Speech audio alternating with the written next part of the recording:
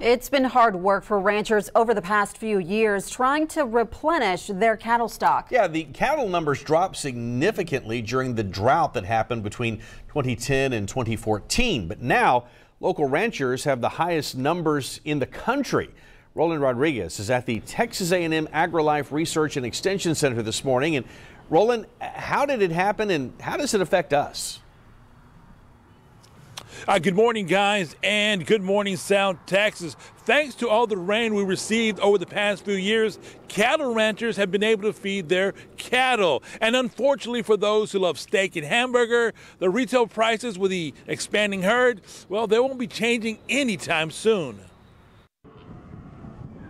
AgriLife Extension beef cattle specialist Dr. Joe Pascal says Texas has the largest cow herd in the U.S., including cattle and calves and dairy cattle, right around 94 million head.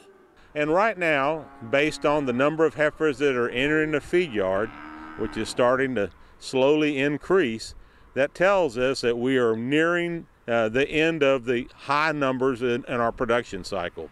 The retail price of ground beef, much of which come from older cows culled from herds, averaged $3.76 a pound nationwide last month, while choice sirloin steak averaged $8.53 a pound. Now you won't see any sort of a difference in terms of prices either at the auction barn or at the grocery store for probably a couple of years.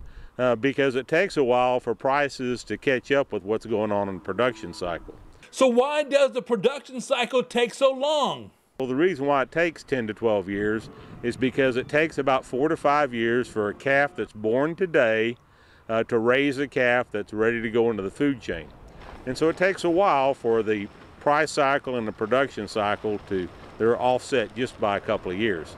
For the first time in decades, we have a situation where both domestically and our export markets, demand for beef has been very good. This year it's projected that we're going to produce about 27 billion pounds.